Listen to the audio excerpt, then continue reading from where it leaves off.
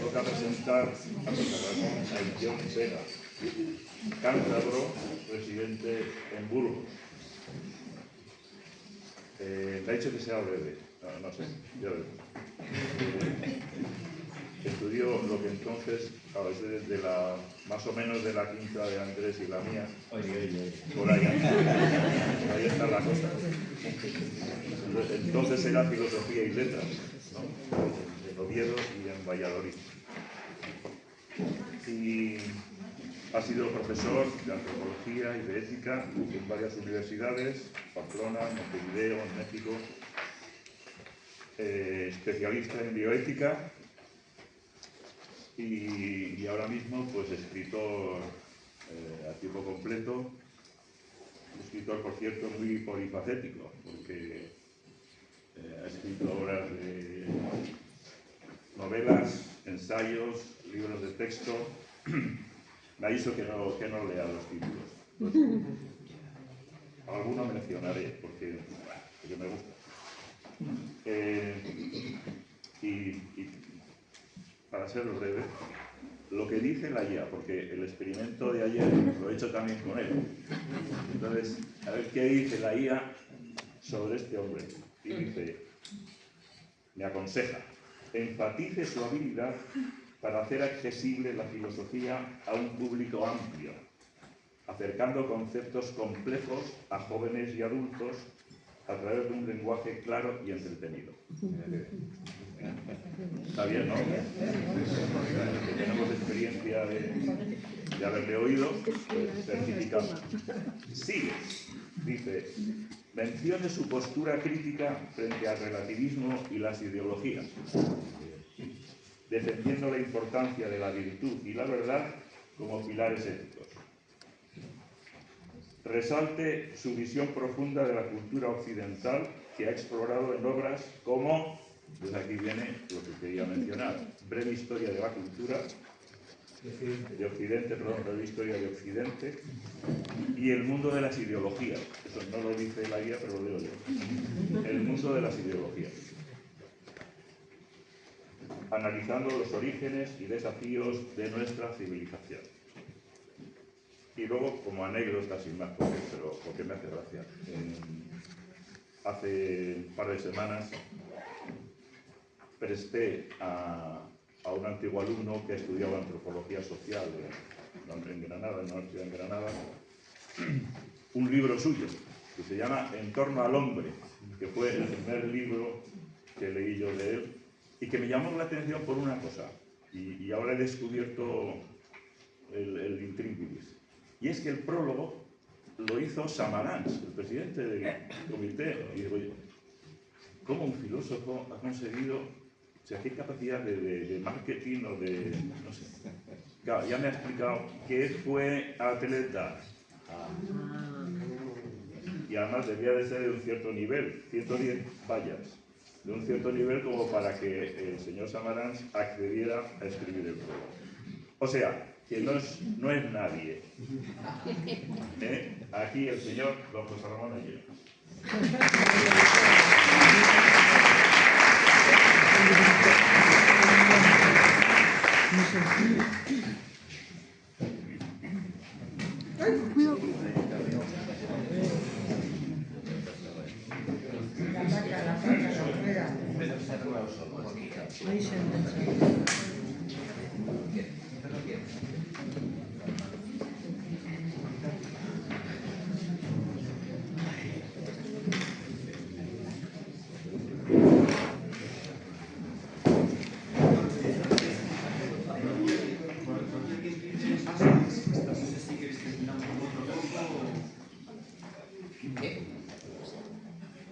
Que alguien pide más luz.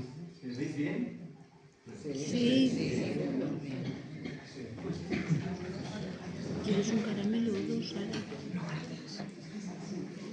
Buenos días. ¿Qué tal están ustedes? Me alegro mucho, yo les veo francamente bien. Y se agradece tener un público tan entregado. No.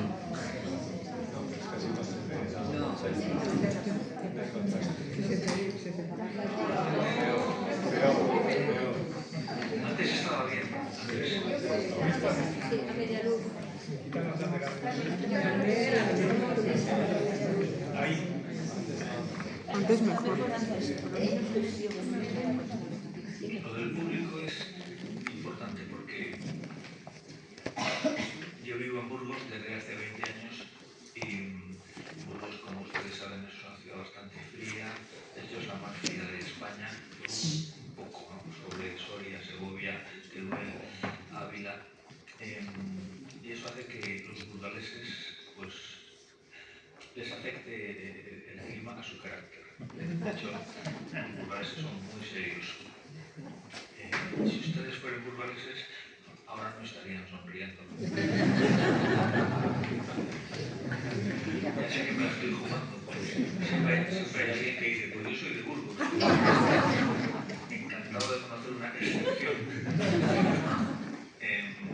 De hecho, tú en Burgos, cuando das una charla de cualquier tema, pues la gente nunca mueve un músculo.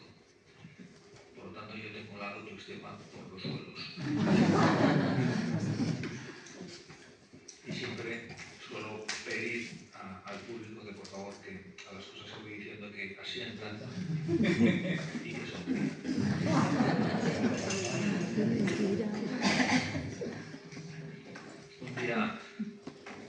Un día dije, no en Burgos, cité a Umbral que decía que en este país la gente ya no es de izquierdas ni de derechas, sino del Corte Inglés. Y entonces un señor que había en la primera fila empezó a aplaudir y casi se levantó y no vino a dar ni un abrazo de milagro.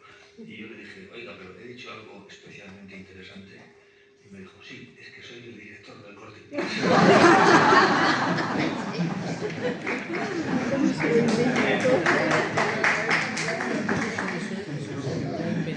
Sí, claro. Es bueno empezar así, porque lo que viene a continuación no sé yo cómo va a ir. Lo que viene a continuación tiene que ver con Andrés. Entonces Andrés fue el que me pidió este tema, sobre el que yo nunca había hablado, por lo tanto es la primera vez que me pongo en formato conferencia, o en ningún formato, porque nunca lo había abordado desde ese ángulo, España y su contribución al humanismo. Por lo tanto, tampoco sé lo que tiene que durar. Bueno, tiene que durar lo que diga Andrés. Cuando me llegue la hora cortamos y ya está. Lo que sí he hecho ha sido guardarme las espaldas y buscar una serie de imágenes que ayuden a conectar las cosas. Lo primero que hay que hacer es explicar qué es el humanismo. Es muy sencillo. Es el cultivo de las mejores facetas o potencialidades que tiene el ser humano. El ser humano es un animal racional, sentimental, social, político, cultural, moral, religioso. En la medida en que tú vas cultivando su aspecto intelectual, su aspecto social, su aspecto político, su aspecto religioso, moral, cultural, en esa medida tú eres un humanista.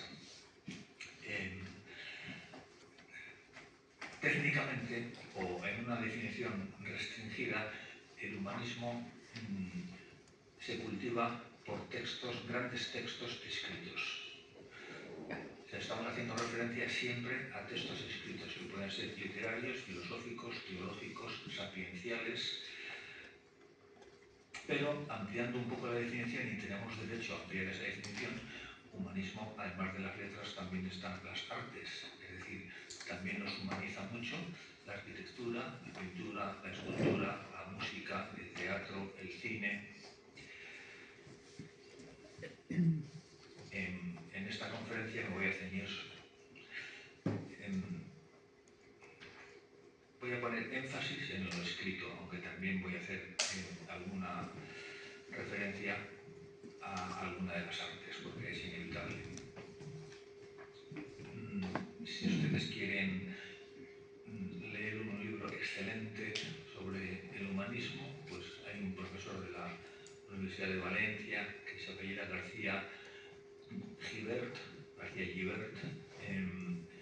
tiene un libro extraordinario titulado Sobre el viejo humanismo.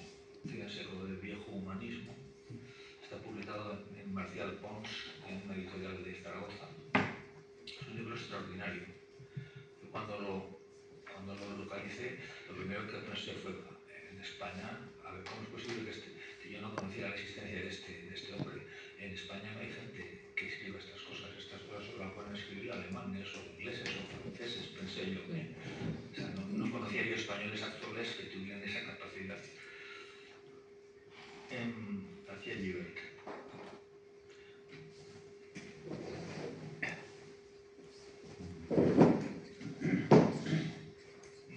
Lo primero,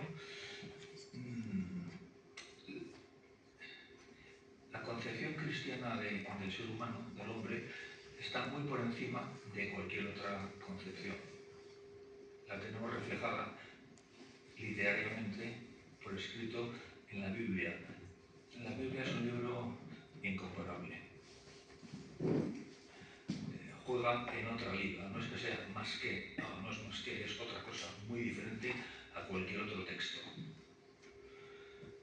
Y si la parte de la Biblia que escogemos es el Nuevo Testamento, pues a su vez está muy por encima del Antiguo, porque ahí está Jesucristo. Esto marca muchísimo la diferencia con todo. Por eso Occidente marca mucho la diferencia con cualquier otra civilización, porque Occidente se construye sobre Jesucristo. Sí, es bueno saber que las tres raíces son Grecia, Roma y el cristianismo, pero Grecia y Roma son perfectamente asumidas por el cristianismo y Occidente se construye sobre Jesucristo, porque las universidades se han construido en su nombre, porque las catedrales se han construido en su nombre, porque el mejor marfil, la mejor madera, el mejor oro, todo se le ha dedicado a él o a su madre. Entonces eso hay que saberlo. Para saber eso basta con saber un poco de historia. Uno lee Historia Universal y se da cuenta y luego se lee El Hombre Eterno de Chesterton y también pues donde subraya perfectamente que muy bien, todos somos iguales, pero algunos son muy diferentes. En concreto Jesucristo.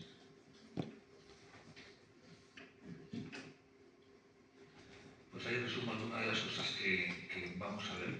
La contribución de España al humanismo es,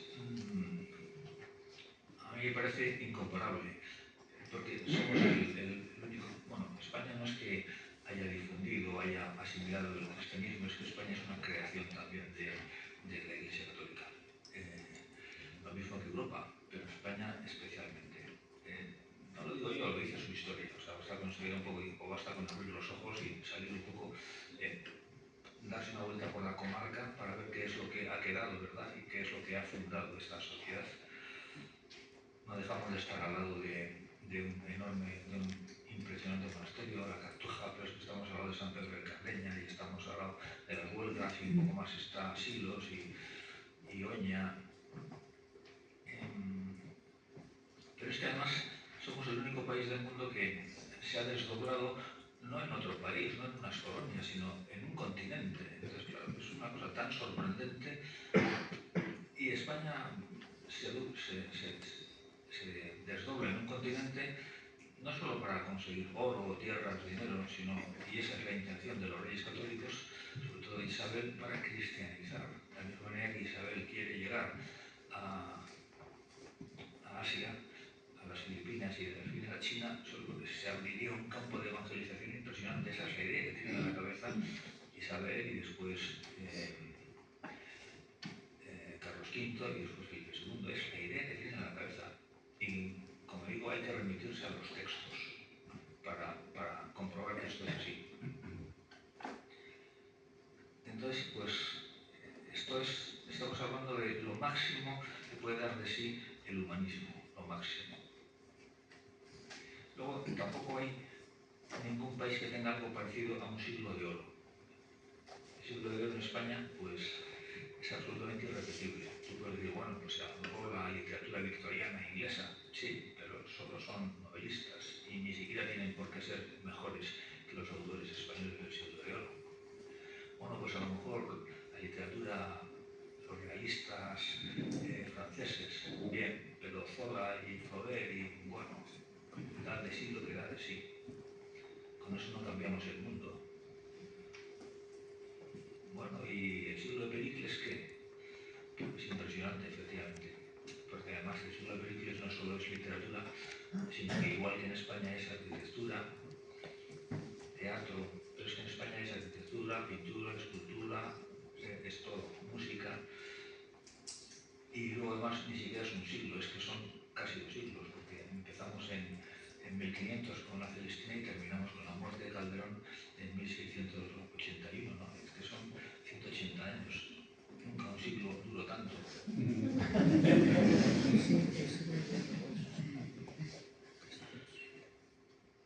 Pues el siglo de oro.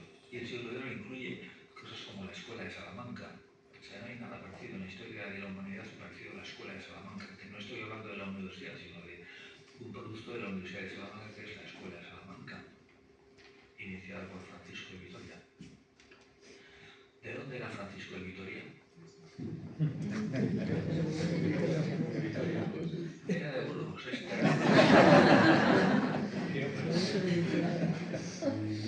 parece mentira que nos hayamos dejado de engañar de esa manera. O sea, como fácil queda decir Francisco de Burgos, pues no, tiene que ser Francisco de Vitoria. Y ya no hay manera de cambiarlo. Es que su padre creo que era de Vitoria y se llamaba no sé qué de Vitoria, es el apellido, ¿verdad? En este caso, en Francisco, estamos hablando del apellido, no de su lugar de origen.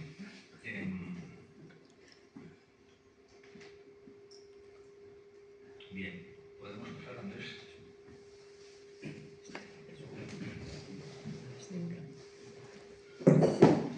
Entonces, ¿de quién es este señor? ¿Qué rey es?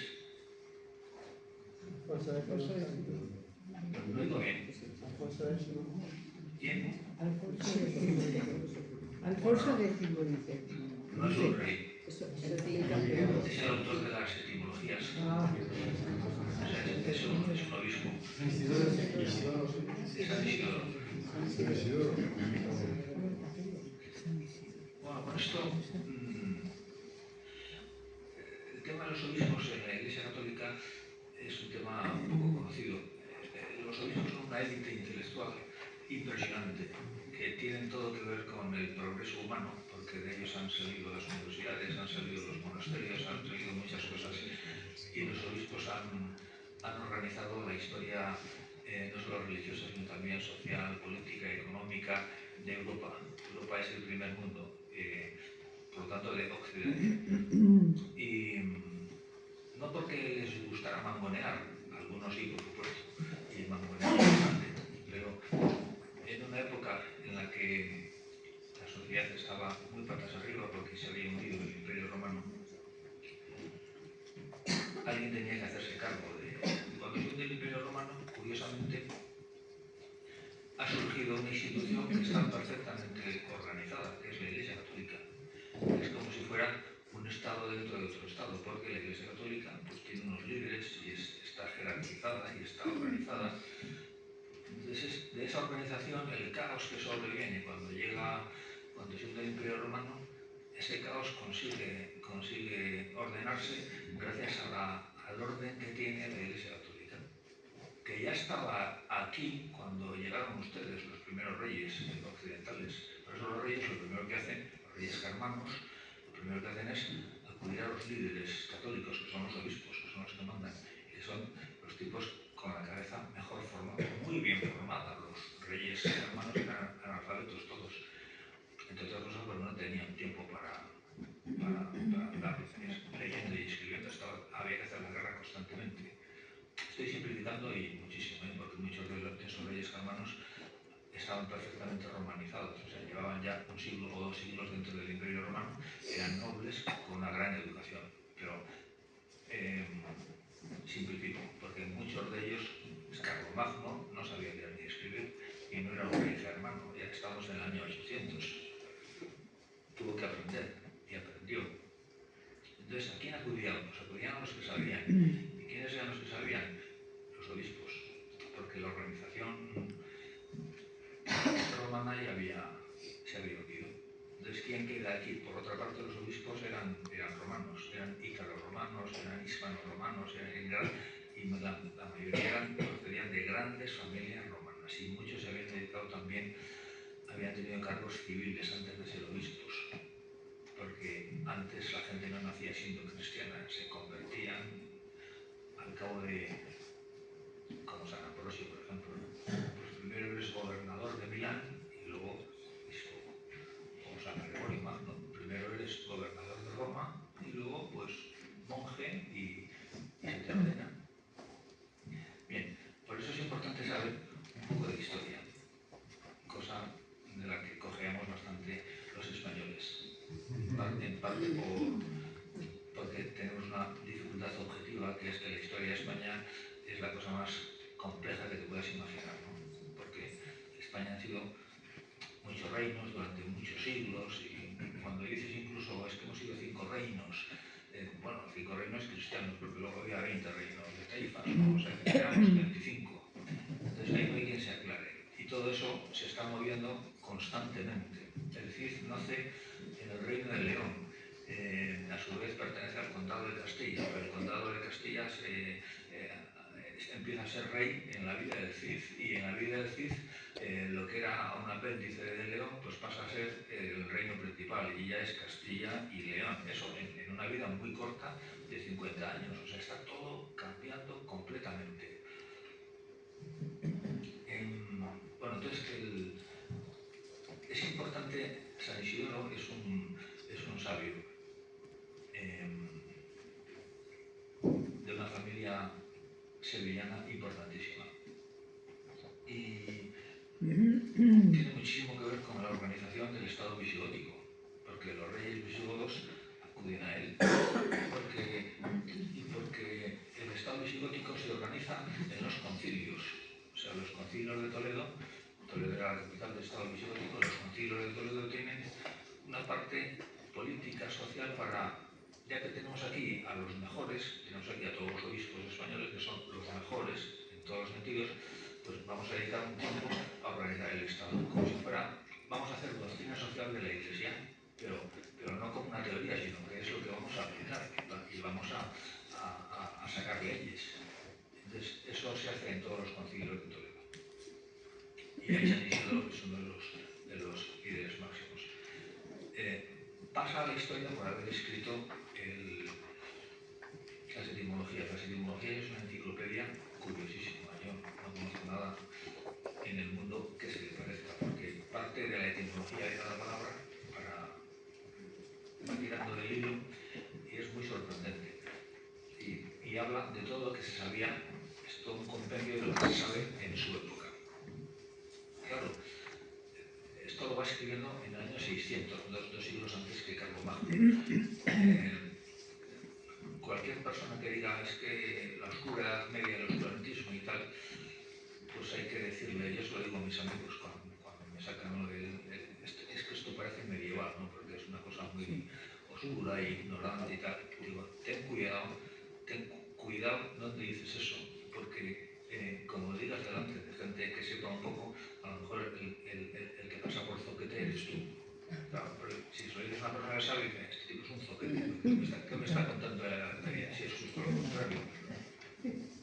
Bien, pues esta es una de las primeras demostraciones que tenemos de esto que estoy diciendo, de lo mucho que sabían las élites medievales, las élites.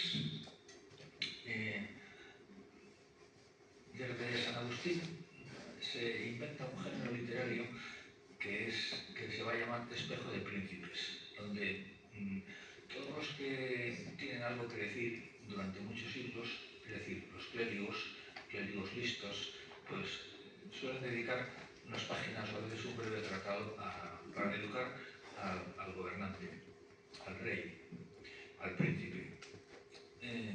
Porque había que hacerlo, y porque los príncipes lo agradecían. Lo mismo que mucho más tarde, en el Renacimiento, pues Castiglione pues, escribirá sobre el perfecto caballero, o Maquiavelo escribirá el príncipe, pero en sentido muy contrario.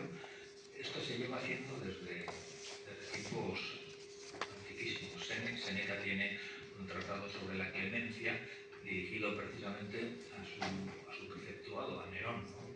Porque, a Nerón, ¿de qué hay que hablarle? De la clemencia, pues estaba loco, ¿no? Bueno, pues esto, como digo, los grandes intelectuales lo van haciendo, y esto cuaja en ese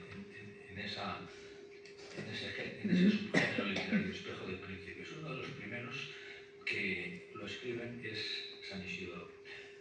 Creo que no escribe un tratado específico sobre, pero aparecen muchos consejos suyos en diferentes obras. Y entre esos consejos, el que más ha quedado es el de Rex Eris y Recte Facias, si non facias non eris. Es decir, eres rey si obras rectamente, y si no, no lo eres. Esto va a quedar ya para siempre incrustado en el imaginario de los historiadores, de los intelectuales españoles, no solo españoles, sino también europeos, y se va a escribir muchísimas veces contra los reyes que son injustos, que son tiranos, que son violentos. Se va a escribir siempre, eres rey, recuerda que eres rey si obras rectamente, si no, lógicamente esto no siempre se ha aplicado, ni muchísimo menos, pero es muy bueno que exista ese nivel y que puedas acudir a él para saber. De la misma manera, la frase que viene a continuación, Rex illiteratus es quasi asinus coronatus. Un rey iletrado es como un asno coronado. Esta frase no es de San Isidoro, pero la idea es suya.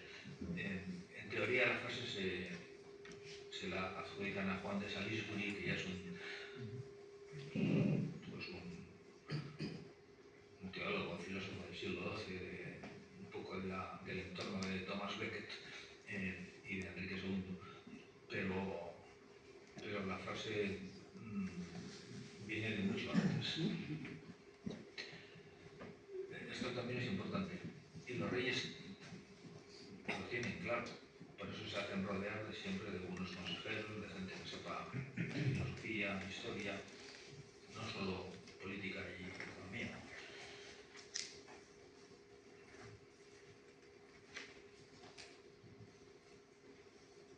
Bueno, pues podemos pasar, Andrés. Entonces ahí tenemos al CIF. El otro día le pregunté a la inteligencia artificial. La inteligencia artificial miente más que habla. Porque yo ni he escrito un libro sobre las ideologías, ni he escrito un libro sobre Occidente. No, ese caso es verdad. Pero ustedes ya saben que tú le preguntas a la inteligencia artificial ¿dónde nació el CID? Y te dicen en Vivar. Y tú le dices, eso no está demostrado. Ah, sí, gracias por no sé qué, sí, efectivamente no está demostrado, vale. Pero no me digas que nació en Vivar. Se piensa, le digo en la Carta de Arras, uno de los documentos principales para conocer al CID es su Carta de Arras, ¿no? Cuando se casa con doña Jimena, pues en esa carta se puntualiza, se enumera todas las posesiones del CID y cuáles son las que dona a doña Jimena en concepto de Arras, que según el derecho leonés, que es el que aplican, es el 50%. Si fuera el castellano, pues sería el 30%, pero aplicó el leonés y la mitad para mi mujer. Entonces le digo, háblame la carta de Arras del CID. Y me dice, bueno, pues la carta de Arras del CID es un documento notarial que hizo el CID para casarse con doña Jimena y tal, y es una lástima que no se conserve el documento. Digo, pero Sozoquete, ¿cómo que no se conserva? Claro que se conserva. Dice, ah, sí, es verdad, se conserva en la Catedral de Oviedo. Digo, pero soy inútil, ¿cómo que en la Catedral de Oviedo? Si es en la Catedral de Burgos. Que lo tenemos en la biblioteca de esta catedral, la Carta de Arras, la joya de la corona. Pero él me dice que no existe. De pronto me dice que está en la Catedral de Oviedo. Inteligencia artificial. Entonces, como máquina trato, no sé cómo luego dice que soy un buen escritor y se ve que no es rencorosa.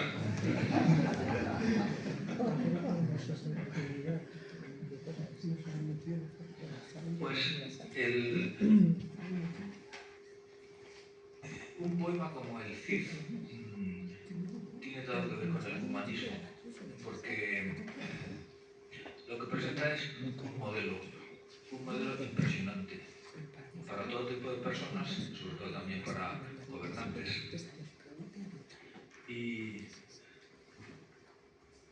ese modelo no hubiera existido si no hubiera existido alguien que lo pone por escrito. O sea, es decir, sería un perfecto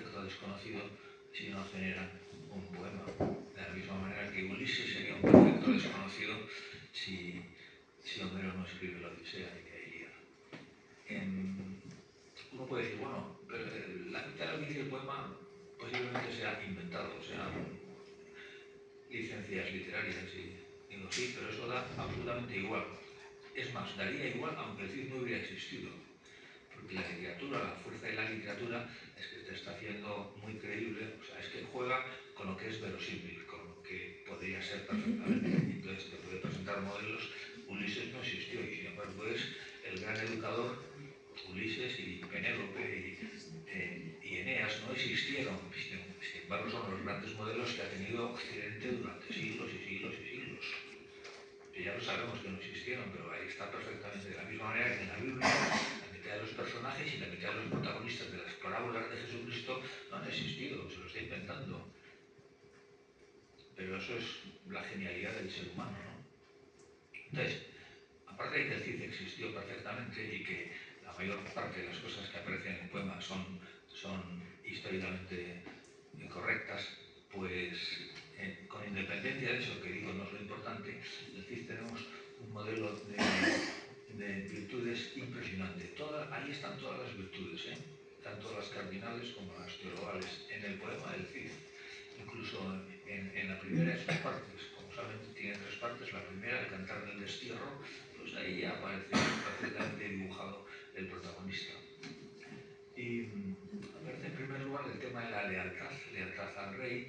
Esto tiene una importancia extraordinaria porque tú no puedes construir una sociedad a base con traidores, con gente con cínicos, así no se construye nada. Y la lealtad del Cid es doblemente valiosa porque el Cid tenía derecho y el derecho se lo permitía, o sea, las leyes de entonces le permitían hacer la guerra al rey si el rey le desterraba y encima injustamente. O sea, no estabas obligado a... Y sin embargo el Cid tiene una lealtad escrupulosa. Y en eso concuerda con la fundación de Occidente. Una vez el cardenal Ratzinger dijo que Europa había nacido en una cárcel de Atenas, en la cárcel en la que murió Sócrates, en la que vivió la cicuta por respeto a las leyes que le habían condenado injustamente, pero injusta fue el juez que dictaminó, pero no las leyes eran justas, por respeto a las leyes y por respeto a su propia conciencia. Entonces eso decía Ratzinger, que Europa es sobre todo una civilización que se construye sobre el respeto a la ley y el respeto a la conciencia. Pues lo mismo podríamos decir de este Cid, de este cantar del Cid y de este modelo que nos ha dejado, que sobre las leyes está, sobre las circunstancias tan adversas está esa lealtad, sin fisuras está un amor a la patria, en este caso a Castilla, está un amor impresionante a su mujer, Jimena, y a sus hijas, como las deja en el monasterio de Cardeña, aquí cercano, pero como se entera perfectamente, no es que esté en contacto con, pero cada vez que manda a alguien de su hueste a traer unos presentes al rey, eso se hace con cierta frecuencia, pues esa persona que viene, Martín Antolínez, por ejemplo, pues siempre pasa por Cardeña para ver cómo están su mujer y sus hijas, y entonces el Cid tiene una preocupación, y luego cuando conquista Valencia y ya se las lleva a Valencia, pues ahí se ve cómo ese amor sigue ahí perfectamente. El tema de la justicia es importantísimo porque cuando hablamos de respeto a las leyes, el respeto a las leyes es la justicia, ¿no? Sin justicia no hay sociedad que se sostenga. Y en eso el Cid es también muy escrupuloso. Y además es una justicia que en muchos casos no es generosa. Y en ese sentido es muy humana. La justicia puede ser también muy dura, depende de cómo la apliques. Ya decían los romanos que la justicia, no por ser más dura, es más justa. Los romanos decían que suma justicia, la máxima justicia es también a veces la máxima injusticia. O sea, sumum ius, summa iniuria. El Cid es esforzado, a nadie le regalan nada, y mucho menos en aquella época y mucho menos en sus circunstancias. Y nada se hace en la vida sin esfuerzo, y a veces sin muchísimo esfuerzo, sin muchísimo sacrificio. El Cid es prudente La prudencia es la más difícil y la más importante de las virtudes cardinales. En realidad abarca todo lo que uno hace, es la vida misma, es el arte de acertar en cada caso concreto, y eso es dificilísimo. En una vida como la de Cid, donde te estás jugando la vida constantemente, o sea, estás en el filo entre la vida y la muerte, pues es importantísimo ser prudente, y el Cid tiene una prudencia máxima. Es uno de los no sé si hay más guerreros en la historia de la humanidad que nunca hayan perdido una batalla. Sí, se cuenta de Álvaro de Bazán, por ejemplo, sí, pues es un almirante nuestro que nunca perdió una batalla. Y supongo yo que habrá alguno más en el resto del mundo y de la historia. Pero el Cid es muy sorprendente porque está guerreando 40 años. Desde que tiene 15 años hasta los 50 y algo, no se muere. Entonces, y morir en la guerra es lo más habitual. Morir o quedar muy, muy mal herido. Entonces, él gana todas las guerras, todas. Si hubiera perdido alguna, hubiera quedado registrado, porque había demasiada gente que le odiaba. Empezando por los cronistas árabes. Los cronistas musulmanes le odian profundamente, pero son los primeros. Por eso su testimonio tiene más valor, porque los dos dicen que nunca perdió nada y que es un auténtico castigo de Dios para los musulmanes, ¿no? Este hombre era de otra galaxia también. Pues eso también tiene que ver con la prudencia, no solo con la fortaleza, no solo con la fuerza física. Es generoso, es humano y es profundamente cristiano. Eso aparece ya desde la primera página del Cantar del Cid. Es muy bueno que ustedes lean el Cantar del Cid. Está perfectamente traducido, prosificado, incluso versificado, adaptado al lenguaje actual. Es muy bueno leerlo. Entonces ahí aparece, lógicamente, el Cantar del Cid está exagerando, es un panegírico, es decir, tiene todas las virtudes y no tiene ningún defecto. Eso es imposible, porque entonces la Iglesia lo hubiera canonizado, pero hace siglos ya. Es imposible. Pero bueno, aunque rebajes todo lo que quieras, ahí queda una categoría impresionante. ¿Con qué rey estaba al principio del rey? El Cid primero está con un Fernando de León, luego pasa a Sancho, creo que Sancho II, que es rey de León, pero ya Castilla empieza, y luego pasa a Alfonso VI, que es el que le destierra. Y estando con Sancho II, pues le llevan ya a la corte. La corte no se sabe si está en León o en Burgos, son muchísimas cosas que no se saben. Suponemos que estaba en Burgos y que Sancho II, que iba a heredar la parte burgalesa del trono, digo que iba a heredar porque, bueno, en principio no se contaba cuando su padre iba a morir, ¿no? Entonces iba a ir dividiendo y tal, pero luego su padre muere repetidamente, y entonces Sancho se hace con todo, y luego a su vez Sancho también muere repentinamente porque le matan.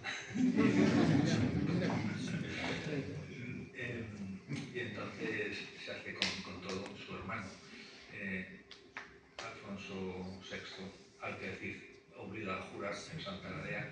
Eso tampoco se sabe si es histórico o no. Es muy probable que no sea histórico, pero no lo sabe nadie. No se puede asegurar con... Vamos a ver que hay aquí algún especialista que me diga, no, ya se sabe porque antes de ayer, porque la IA dice que... Hay que preguntar a la IA si es verdad la jura de Santa Gadea. Pero en el poema sí que lo... En el poema sí, claro, sí, en el poema. Pero bueno, en el poema salen muchísimas cosas, como la afrenta de Corpes de las hijas del Cid, los infantes de Carrión. En Carrión nunca hubo infantes, porque no fue un infanzado. O sea, Carrión, bueno, por fortuna Carrión existe. Nunca hubo infantes en Carrión. Bueno, entonces es importante, como digo, que tengamos un modelo tan logrado como el de Cid. Sin pretenderlo el juglar, quien quiera que se escribiera el poema de Cid, sin pretenderlo, pues consiguió un famoso espejo de príncipes. Digo sin pretenderlo, pero tampoco estoy seguro, porque tampoco sabe nadie quién escribió el decir, si fue un popular, si fueron dos, como pensaba Menéndez Pidal, si a lo mejor era un popular, pero no tanto, porque este tipo sabe demasiado. Desde luego, si es un popular muy culto. Entre otras cosas, solo literariamente el Cid es un poema muy sorprendente. O sea, hay que saber mucha literatura para escribir así, en una lengua que no existía todavía, porque el castellano no existía, aquello es un mix de castellano, latín, de euskera. ¿Pasamos?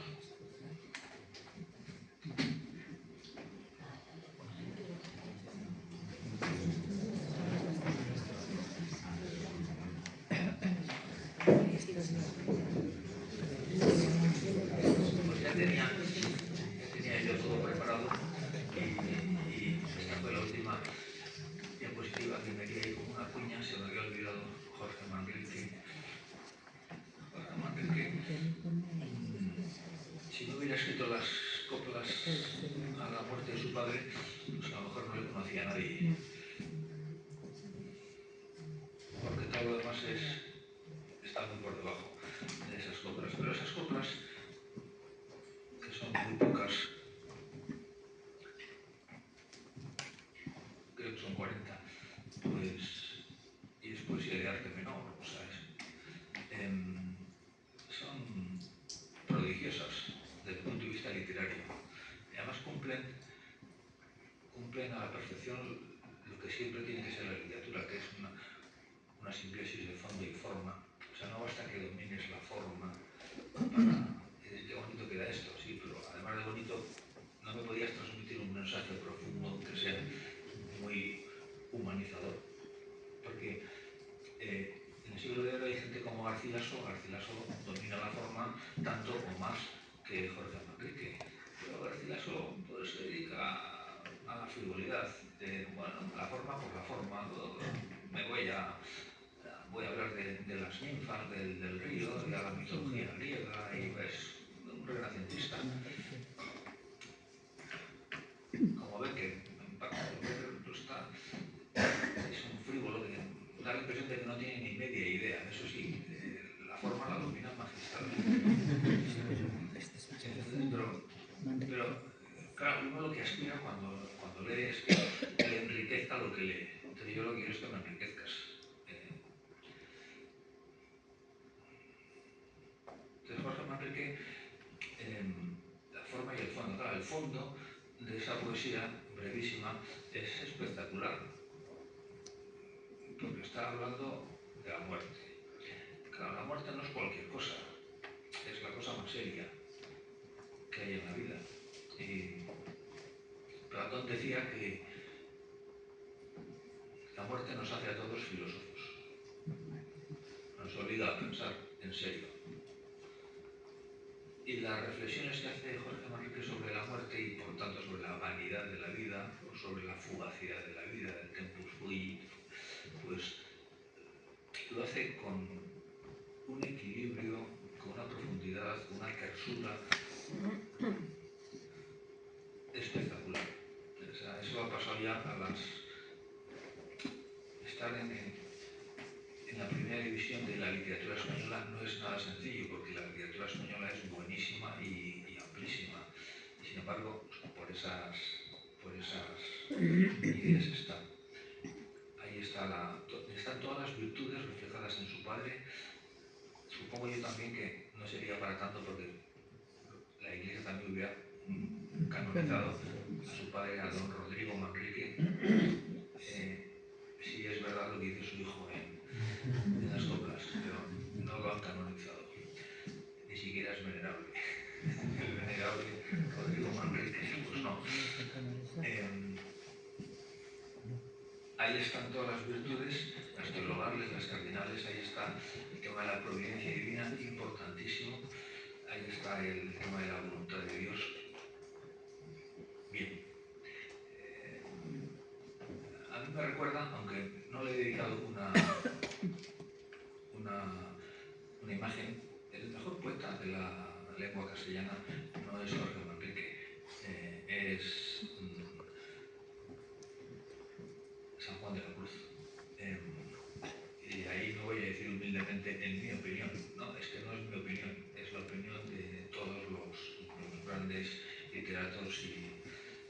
de izquierdas y de derechas, da igual, altos y bajos. Y una vez a Camilo José Cela le preguntaron en una conferencia, oiga, ¿cuál es el mejor poeta de la provincia? Cela escribía buena poesía, le gustaba. ¿Cuál es el mejor poeta a su juicio en la lengua castellana? Y dijo, pues está claro, es San Juan de la Cruz. Y la chica que le preguntó le dijo, oiga, pero San Juan de la Cruz era un fraile. Como si eso fuera... Y además escribió muy poquito y tal. Y Cela le entró la risa y le dijo, mire usted es que usted no sabe nada, está confundiendo, lo está confundiendo todo. O sea, yo esa pregunta se la hice a Vicente Aleixandre cuando ya era premio Nobel.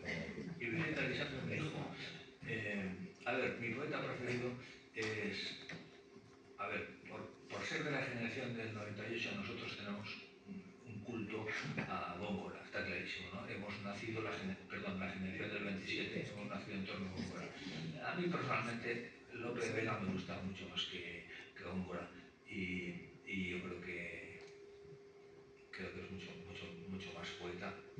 Bueno, creo que es mejor, pero reconozco que el mejor es San Juan de la Cruz. Entonces, a eso me dijo Vicente Aleixandre en su casa un día. Dijo, bueno, tomo nota, porque Vicente Aleixandre tampoco era especialmente católico, cristiano, y mucho menos, no tenía nada de místico, pero era muy buen poeta. Entonces, claro, si tú sabes poesía, decir esto es fácil, o entender esto es fácil, si sabes poesía, porque tú comparas el cántico espiritual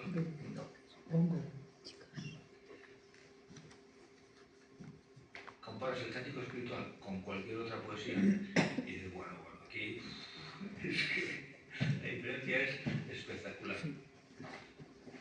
Por cabeza, o sea, el tipo que escribe esto es un tipo listísimo. Por hondura de planteamientos, porque claro, digo, bueno, es que como es poesía mística, bueno, sí, es poesía mística, pero está hablando de cosas muy humanas. Y por control del poema, en concreto por algo dificilísimo, que el que no es especialista no aprecia mucho, que es el ritmo. No tanto la rima es una cosa relativamente fácil. Lo difícil es el ritmo, es decir, cómo vas poniendo tú los acentos para que todo lo que vas leyendo vaya fluyendo, como si fuera surfeando sobre las palabras. Entonces, eso Jorge Manrique lo hace francamente bien. Y San Juan de la Cruz es el mejor con diferencia. Y eso es dificilísimo conseguirlo.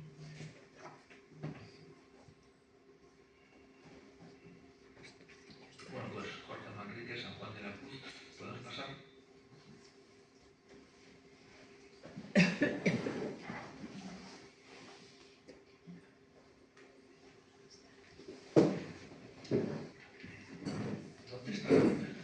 ¿Dónde estarán estas estatuas de Fernando III y de aquí de Soria? Pues están en el claustro alto de la Catedral de Burgos. Entonces no pueden irse desde Burgos sin ver estas estatuas, son magníficas. Bueno, uno de los problemas de la Catedral de Burgos es que tiene... ¿Saben cuántas estatuas tiene como estas la Catedral de Burgos? Unas 500. Entonces, claro, si no hubiera arquitectura, solo por el trabajo que tiene la catedral en estatuaria, o en pintura, solo con la pintura que tenemos en la catedral, podríamos tener un museo del máximo rango en España. Si lo sacáramos de la catedral y pusiéramos un museo de pintura románica, y no solo románica. Pues 500 estatuas. Estas están recién restauradas. Fue lo último que se restauró de la catedral y fue lo último que se abrió al público, el claustro alto, hace 2 o 3 años, y son magníficas. Están así situadas, aunque sean 2 fotos, pero están juntas. En la realidad están en una pared y son de tamaño mayor que el natural. Y el rey le está ofreciendo a su prometida la alianza de compromiso.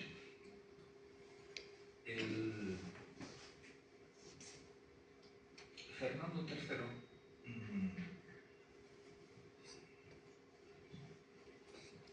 había que buscarle una reina de su nivel.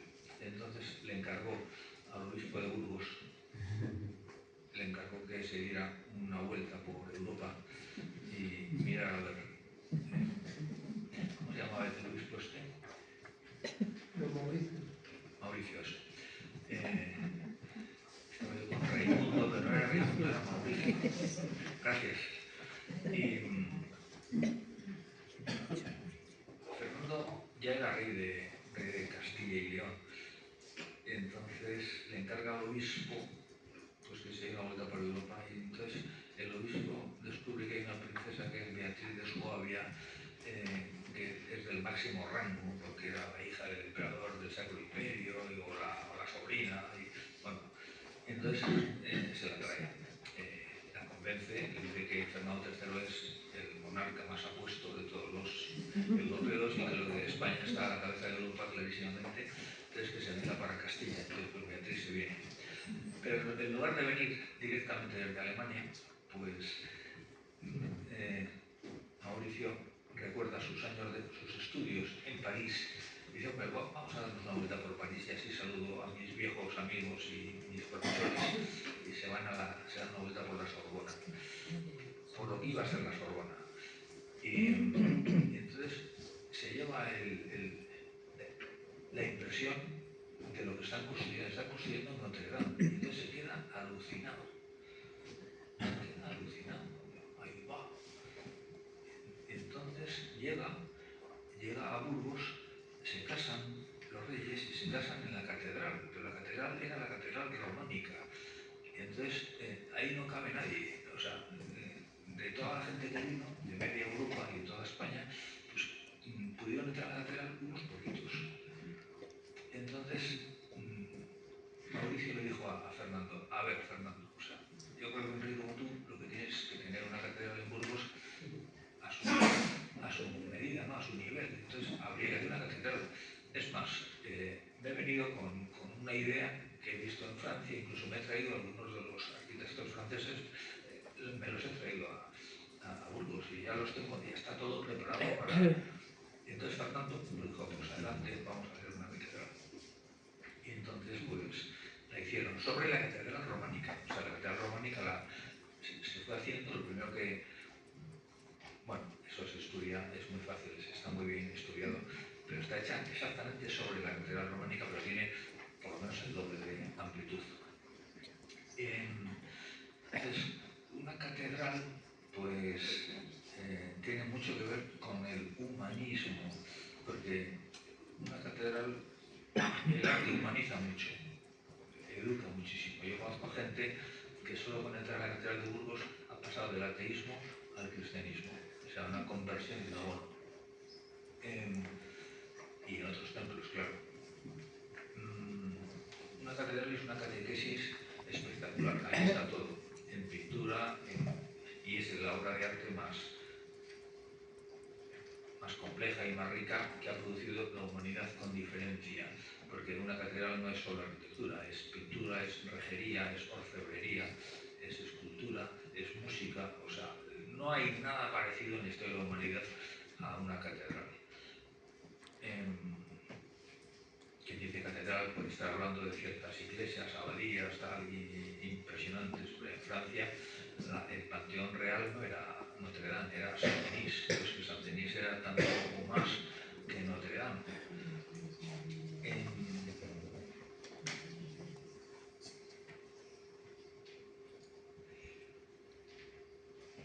Y en una catedral hay una transmisión del conocimiento y del conocimiento por escrito, porque la catedral lo primero que hace es tener una escuela, la escuela catedralicia. Primero es para la formación de los propios, cuando no existe ni siquiera el concepto de seminario, pues los futuros sacerdotes, los futuros clérigos se forman en las catedrales. Por eso tienen claustros, entre otras cosas. Y luego, pues cuando la población civil empieza a demandar también cierta instrucción, pues se les mete ahí también. Entonces, el embrión de la universidad fueron primero las escuelas de las catedrales y de los monasterios, que ya eran escuelas donde, además de los que iban a ser clérigos, se iban metiendo laicos, los hijos de los nobles, para empezar. Entonces, una catedral es todo eso, y es muchísimo.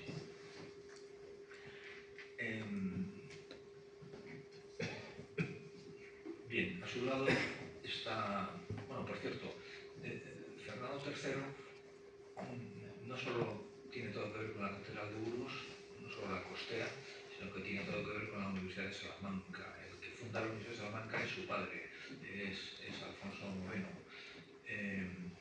Pero él le da un estatuto monárquico, regio, y bueno, esta catedral la amparo yo, pertenece es patrimonio real.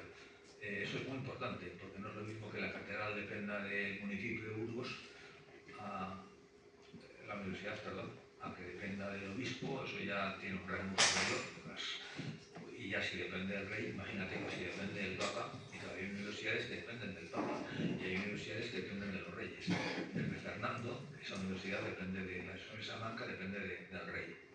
Y luego su hijo, que sería Alfonso X, ya le dio mucho más todavía, le dio dinero, le dio fondos y mucho más que no sé en qué consiste, pero es una generación, una familia de reyes, 3 seguidos que tienen que ver con, claro, haber creado o haber construido una catedral como la de Burgos y una universidad como la de Salamanca no es cualquier cosa, tiene una repercusión para siglos y siglos y siglos, entre otras cosas porque en una universidad se forman los mejores juristas, o sea, las mejores cabezas de un país para organizarlo. Las leyes que se hicieron para América pues tienen que ver todo con juristas de Salamanca, porque son la escuela famosa de Salamanca de Francisco de Vitoria. Bueno, el Alfonso X, bueno, Fernando III es santo, la Iglesia lo canoniza, y su hijo, Alfonso X, pues es sabio, y no es una exageración, es un rey realmente sabio. El código, las partidas, es el código civil más importante de Europa de toda la Edad Media. O sea, en 10 siglos de historia de Europa no hay ningún código civil mejor que las partidas. Y además, desde el punto de vista del lenguaje, es importantísimo, porque ahí se está creando también el castellano. El castellano lleva tiempo, empieza a despuntar con el Cid y 200 años más tarde, pues o 100 y pico años más tarde, las partidas, que es un lenguaje no fácil, o sea, eso no es castellano todavía, tú lo lees en el original y no entiendes la mitad, o sea, no es nada sencillo.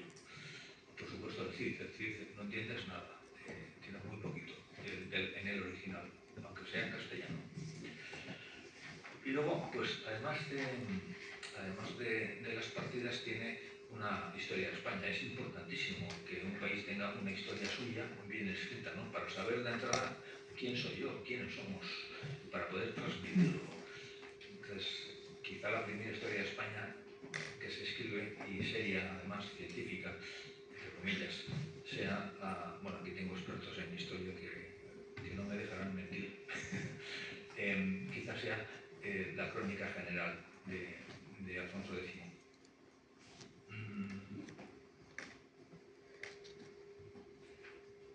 El tema de las leyes, antes cuando España era un país respetable, hace 20 años, cuando yo iba a América todos los años, y cuando teníamos un gobierno respetable, pues yo tenía que hablar de estas cosas y tenía que hablar mucho de ética en diferentes foros. Y con cierta frecuencia me preguntaban en diversos países, todos los países hispanoamericanos tenían el hándicap de sus malos gobiernos, sus gobiernos corruptos y bien, lo mismo que ahora, o incluso menos. Antes, o sea, ahora peor todavía. Entonces, con cierta frecuencia me preguntaban, oiga, ¿qué tendríamos que hacer nosotros para tener un país sólido y serio y tal, como España? Y entonces a mí me entraba la risa, ¿no? Como si yo fuera el oráculo de Delfos, ¿no? Yo aquí la solución. Pero siempre les decía, pues, yo les decía, miren ustedes, esto es muy sencillo. Ustedes lo que tienen es que tener, primero, leyes justas y luego cumplirlas. Esa es otra, ¿no? Pues claro, si el deporte nacional es saltarse la ley a la torera, como es en muchos de esos países, empezando por los de arriba, el deporte nacional es el enjuague, el cambalache, el trapicheo, la mentira, ese es el deporte nacional. Entonces, claro, ya me dirán ustedes, pero primero tienen que tener también leyes justas, eso no hay que darlo por supuesto. Para tener leyes justas, pues tienen que tener ustedes buenos legisladores, esos legisladores tienen que tener un bagaje cultural muy importante, tienen que copiar buenas legislaciones, no es tan sencillo. Entonces, en este caso, pues es una recopilación de leyes muy justas, que lógicamente no las hace todas, no salen de la pluma del rey, sino que el rey tiene un montón de juristas y asesores y, bueno, pues las partidas, interesantísimo libro. ¿Seguimos un poco, Andrés? Fíjate que yo siempre soy muy miedoso y digo, bueno, con esto no me da para una hora ni de broma. Pero por eso me he ido enrollando con otras cosas. He ido yendo y viniendo, porque digo, a ver si llegamos a la hora. Claro, ahora he descubierto que me queda más de la mitad, pero bueno. Escuela de Salamanca. Bueno, ahí tenemos una vista de Tejas arriba, literalmente de la Catedral de Burgos. La Catedral de Burgos, de Tejas arriba, es un mundo entero, y es un mundo angélico, está poblada por ángeles, y son ángeles bellísimos, o sea, son unas esculturas tremendamente hermosas. Lo digo porque estuve la semana pasada ahí arriba y las pude ver, fotografiar. Ahí sí que no hay visitas guiadas, ni porque entonces pues es un sitio peligroso, donde no se anda nada bien, hay que ir de uno en uno, pero tuve la oportunidad porque me invitó un tipo que podía, y allí fui. A la derecha, la catedral, la biblioteca de la Universidad de Salamanca. Bueno, como digo, una universidad es todo a la hora del humanismo, y España no solo tiene las primeras y algunas de las primeras y mejores universidades del mundo, sino que consigue que algunas de esas primeras universidades estén en el nuevo mundo, en América. Entonces eso, pues oye, esa es una aportación impresionante de España. La Universidad de Salamanca, por cierto, ahí está Nebrija, y Nebrija hace la primera gramática española. No es lo mismo tener una gramática que no tener una gramática, no es lo mismo. De la misma manera que no es lo mismo tener una lengua en la que nos entendemos todos o tener muchas lenguas con las que no nos entendemos. La civilización solo surge cuando tú tienes una lengua común. O sea, los griegos son griegos porque tienen una lengua común, los romanos son romanos y son grandes porque tienen el latín. Y una de las cosas grandes que hace Roma cuando llega a España es que todos los dialectos o lenguas de los diferentes pueblos o etnias son sobrepasados y unificados por el latín, de forma que por lo menos las élites de todos esos pueblos se entienden en el mismo idioma. Se puede ver por contraste. Bueno, ¿por qué África no consigue? Pues porque no tienen un idioma, porque cada tribu tiene su idioma, entonces así es imposible ponerse de acuerdo para nada. Y eso se ve en África y se ve en otros muchos sitios del mundo. Europa consigue.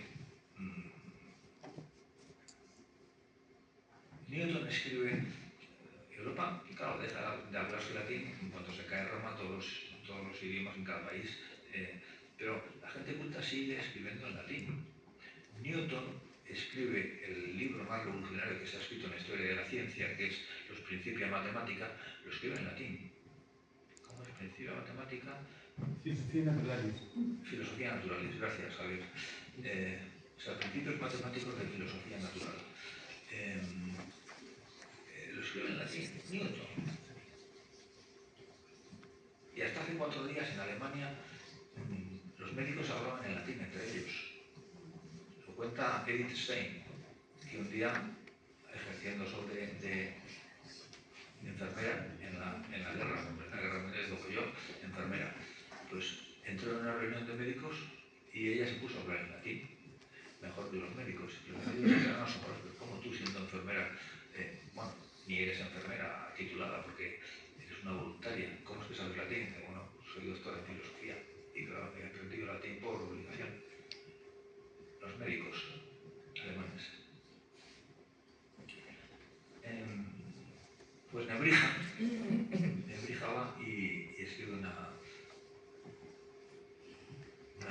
castellana primera. ¿Y qué le dice a la reina Isabel cuando se la dedica? ¿Qué le pone como dedicatoria? Pues porque siempre la lengua fue compañera del imperio. Es decir, no hay imperio si no hay lengua. ¿Qué es lo primero que tiene que hacer Hernán Cortés cuando llega a América?